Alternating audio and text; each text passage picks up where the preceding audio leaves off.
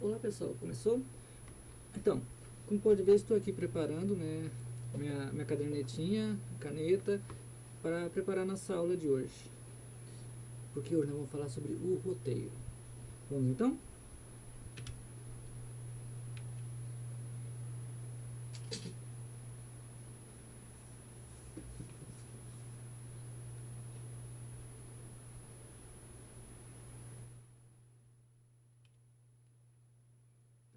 O que vem a ser o roteiro cinematográfico? Certo, vamos ver então? O roteiro, pessoal, ele é um guia de produção que tem a finalidade de indicar, né, por meio de cenas, aguardem bem, cenas, localizações, períodos e ação. Algumas vezes também até os planos, que as equipes de produção e filmagem se baseiam para a realização das gravações. Então, o que é o roteiro? O roteiro é um caminho, um guia, né, até que em espanhol é chamado de guion, para que haja para que a gravação seja possível, seja facilitada.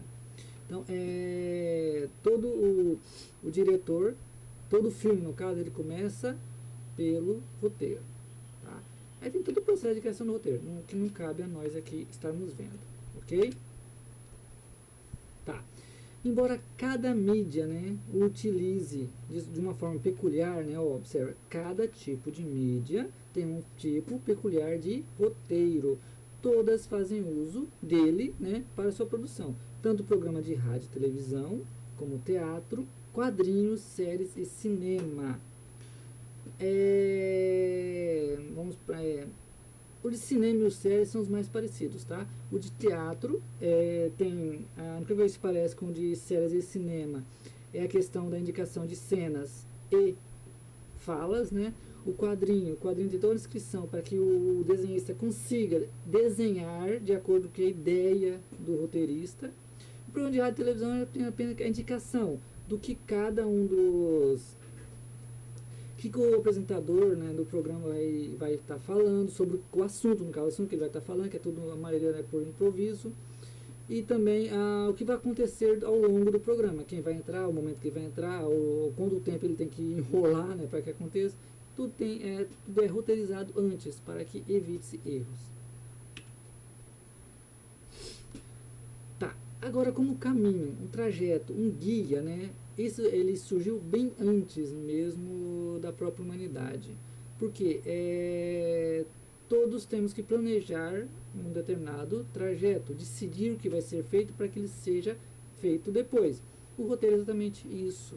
Ele é uma decisão prévia do que vai ser feito durante a gravação, durante a apresentação do teatro, durante o programa de TV, durante o desenho dos quadrinhos, né? Então, tudo isso precisa de antes ser determinado como ele será feito. Então, essa ideia de roteirização, de planejamento de que será feito é bem mais antigo do que o próprio roteiro. Mas,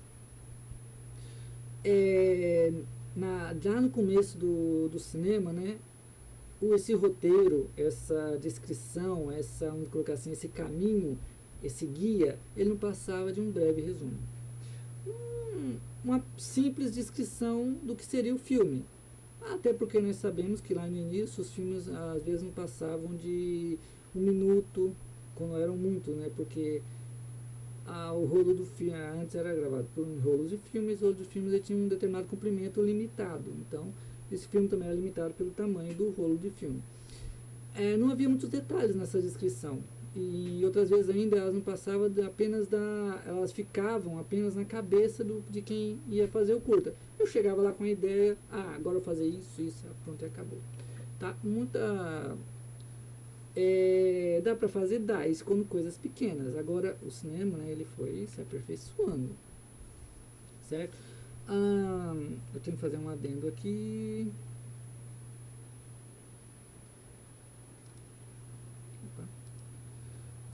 Sobre a Alice Guy Blaché, certo?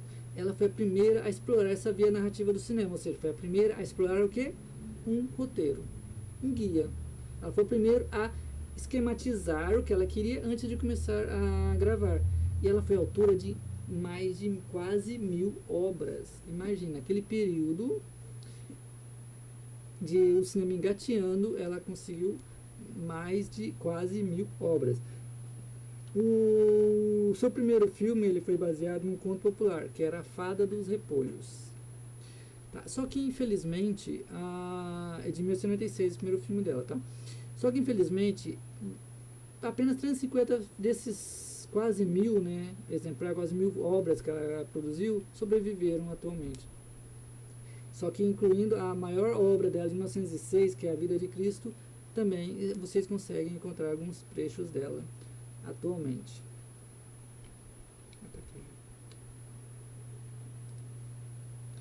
Certo? Vamos para frente. Tá. Aqui eu trouxe para vocês, tá rodando aí para vocês, Pillow Fight. Não sei se escreve, se fala assim, mas literalmente é Guerra de Travesseiro. Observe o que está acontecendo aí na imagem e leiam o cenário aqui, que é a descrição, ó, que é o nosso roteiro. 4 jovens senhoras de camisola estão brincando. Um dos travesseiros se rasga e as penas voam por toda a sala. E novamente ele deu uma travadinha aqui. E ele espalha. Imagine que esse é o roteiro. E é um roteiro que foi escrito antes. Observem que até a questão do rasgo no travesseiro, ele foi pré-planejado, porque ele demora um pouquinho. Observa, ó. Se fosse uma coisa, eles tirariam tudo e saíam balançando. Se fosse... Observe, foi planejado. Então, o roteiro é preciso o quê? É um planejamento antes que vai ocorrendo. Esse é um dos primeiros filmes. E esse aqui, pessoal, daqueles filmes, lembra do cinetoscópio? Onde o cara colocava o olho lá no buraquinho do visor lá para assistir os filmes lá da criação do Edson. Então, esse é um dos filmes que o Edson produziu para esse aparelho, para transmitir naquelas caixas, que é Pillow Fight. Claro que ele produziu centenas de outros filmes para estar passando, filmes de curta duração. Lembra que alguns até de 15 minutos. Tá, ainda estamos engateando no cinema. Vamos para frente. Tá, agora com as produções ficando cada vez mais elaboradas, né? Observe, maiores, né? Esses textos também precisaram trazer um pouco mais que apenas um breve resumo. Tá? Não cabia mais eu pegar e fazer um resuminho, porque agora o filme era maior. Igual, igual aquele ali, um filme de menos de 1 minuto, aquela descrição é suficiente. Ok? Mas para um filme de 20 minutos, 30 minutos, 40 minutos, se torna quase impossível, porque eu vou ter várias cenas. Então, é isso que nós vamos ver para frente. Aqui nesse exemplo temos Viagem à Lua, né, de George Méliès. Ela tem 30 cenas escritas por breves resumos com menos de uma linha cada. Então, aqui nós já temos várias cenas sendo escritas, essa com resuminhos, ou seja, um títulozinho, uma linha determinando o que vai ser feito. O diretor vai gravar ali naquele momento. Tá. O George Méliès, pessoal, que é o autor desse filme, né, do Viagem à Lua, ele é conhecido como o pai dos efeitos especiais. Tá? Ele aperfeiçoou os truques próprios do teatro, né, que ele usava no teatro, e do ilusionismo, porque ele também era mágico, para o cinema. Também trabalharia no desenvolvimento da linguagem cinematográfica, seja no próprio texto. Lembra que ele já usou várias cenas para fazer? E também o que ele fez? Ele introduziu cortes, sobreposição e zoom. Ó, imagina, ele conseguia então, lá na sua linguagem, ele fez cortes. Era quase impossível. Você tinha que gravar numa determinada sequência, e aquela sequência seria o que iria para a reprodução. Com o Méliès, ele já fez o que? Já conseguiu cortes e sobreposição de uma cena com a outra. Aquelas passagens de uma para outra, ou sobrepor uma cena a outra para que dá o efeito especial, e também a questão do zoom, aproximação da imagem. Tudo isso foi o Méliès que criou a partir da sua experiência com teatro e ilusionismo. Vamos voltar.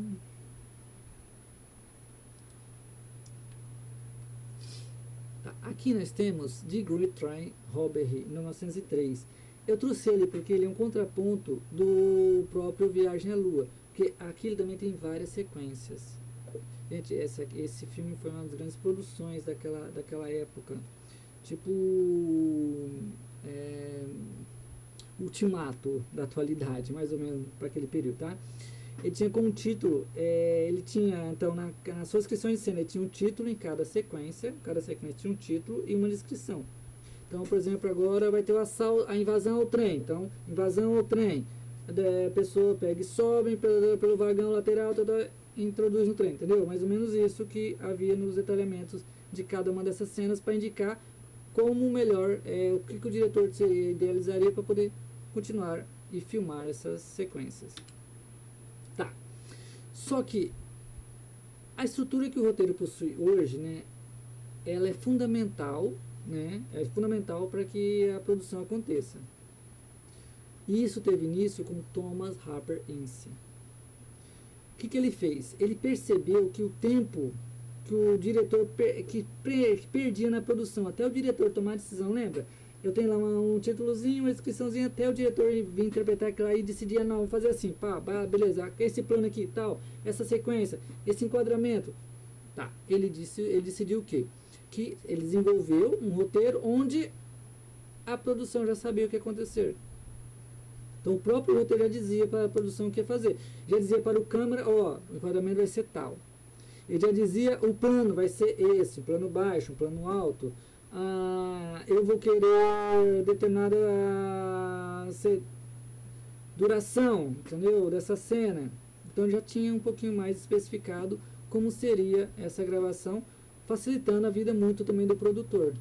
Ele não ficaria esperando o diretor, vai acontecer, vamos fazer o quê? Não, ele já tinha no papel ali o que ele ia fazer, adiantava bastante essas produções e barateava também o filme. Tá. Seguindo esse modelo, né, de escrita, o Ince, ele se juntou com o Richard V. Spencer e eles fizeram dezenas de filmes, incluindo os que estão aí na listagem, Cancer Last Fight, né, e A Batalha de Gettysburg. São filmes de, como o próprio nome diz, são filmes de luta. Tá, o roteiro que o Ince ele criou, ele foi o precursor, ele pode ser considerado o precursor da profissão de roteirista. A partir dele, os roteiristas eles passaram a ser cada vez mais procurados. Só que se você for estudar a história do cinema americano, você vai perceber que a vida do roteirista não foi fácil. Se hoje em dia não é fácil, naquela época era pior. Eles muitas vezes não recebiam pelo seu trabalho e, quando recebiam, muitas vezes nem acreditados eram nos filmes. Eles eram praticamente excluídos, como não tivessem participado de nada. Tá? Mas isso, se vocês quiserem pesquisar, é uma boa. Tem até um artigo meu que eu escrevi em cima disso. Eu mando para vocês. Tá? Vambora? Pra frente. Isso não está ajudando. Esse evento não está ajudando. Tá. No Brasil, os primeiros roteiristas, né, eles começam a surgir já em 1906. Aí, imagina, o Brasil está lá o cinema está engateando lá nos Estados Unidos e já chega aqui no Brasil. Se tivesse continuado, né? Que grande cinema nós teríamos aqui. Só que durante o cinema mudo, né, era utilizado o termo argumentista para o cara que escrevia o roteiro. E esse tinha de passar coordenadas aos artistas, né, de um roteiro sem falas, que era mais simples, né? Imagina, o roteiro era só a descrição, lembra? Aquela descriçãozinha básica, beleza. Era a vida dos roteiristas, os argumentistas, que era conhecido no Brasil. Mas com o cinema falado, né, esse termo roteirista, ele surge. Agora sim, quem escreve a partir do cinema falado se chama roteirista. Aquele cara que vai determinar quais são as falas, quais são as cenas, né? Se a cena é interna, externa, se a cena é de dia, de noite. Então, esse cara agora se chama roteirista.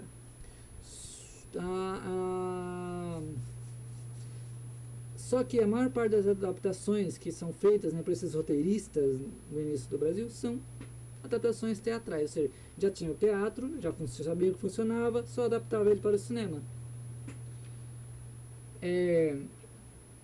Tá, agora, com o advento do cinema falado, essa rapidez, essa determinada mudanças que deram, deixa eu ver, as mudanças que deram lá nos Estados Unidos, né, também chegam no Brasil, o cinema ele fica uma lógica mais industrial.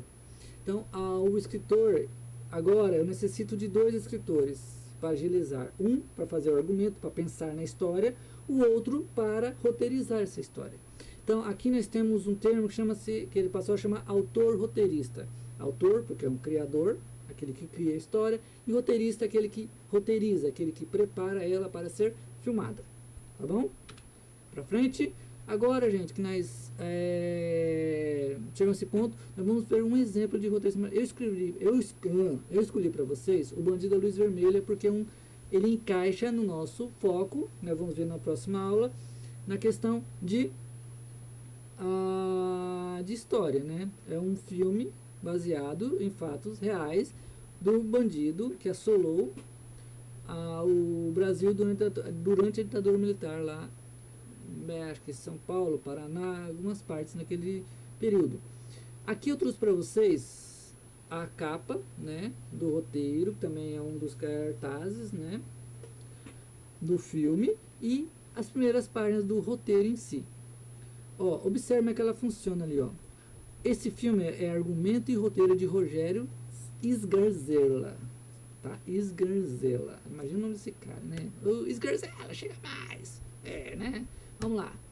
O senhor Sgarzela, né, ele argumentou e roteirizou o Bandido da Luz Vermelha. Aqui nós temos aqui, ó, off. Antes do filme começar, temos off, macumba batucada. Aí depois nós temos a cena 1. Ó, a cena 1 aqui eu indico, ó, exterior e noite. O que eu sei aqui, eu como o diretor, eu sei que ela vai ser na parte externa e à noite. Aí a próxima parte é a locação. Noticiário luminoso da Avenida São João. Provavelmente naquela época, na Avenida São João, tinha um noticiário luminoso. Aqueles letreiros luminosos que ficam passando as notícias. Aí logo depois nós temos o que? O título do noticiário luminoso. O que dizia lá? Aí ele descreve o que vai passar lá no luminoso. Aí depois tem texto 2. Aí vai estar sendo falado. Aí tem off, metralhadoras, esporádicas, uma segunda voz, ou seja, aquele que não vai estar sendo visto. O que eu estou vendo aqui na cena? Eu estou vendo o letreiro passando com esses dizeres que estão ali. Aqui, com esses dizeres que estão aqui. É isso que está sendo visto lá. Essa parte aqui. Essa parte está sendo narrada. Essa parte em off, então vão ser os sons que vão estar ocorrendo fora de cena, fora do quadro. Observe, tem várias. Aí observe que na cena 2, ó, aqui na cena 2, me perdi, aqui na cena 2, ó, eu já tenho exterior, dia, já não é mais, continua sendo uma área externa, mas agora é dia. Aí depois eu mudo, cena 3, aí observe que aqui, ó, aqui na cena 4 já é interior, ou seja, é dentro do ambiente externo, com iluminação não natural, ou seja, com iluminação elétrica, provavelmente. Tá? Então, essa é a sequência mesmo do roteiro. E aqui, para vocês, eu vou trazer na sequência, vamos lá, na sequência tem um pequeno trechozinho do filme, vamos assistir?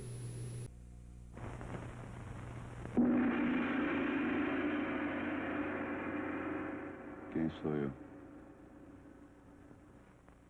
Decretado hoje, estado de sítio no país, o dispositivo policial reforça todos os seus órgãos de segurança.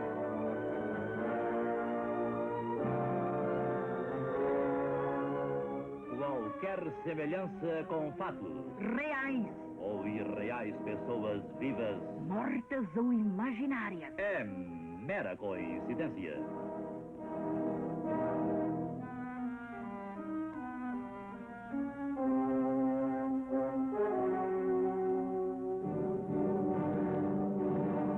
Trata-se de um faroeste sobre o terceiro mundo. Eu sei que fracassei. Minha mãe tentou me abortar para mim não morrer de fome. Nasci assim, quem tiver de sapato não sobra. Fui usado pelos bandidos da mão negra porque não sabia. Só precisava de terror, mais nada. Eu pensava que estava dando o maior dentro e foi o maior fora da minha vida. talhado para cadeira elétrica. Então, pessoal, esse foi nossa aula de hoje. Espero que tenham gostado. Não esqueçam de acessar o link da descrição e respondam as questões para marcar a presença. Até mais. Fui!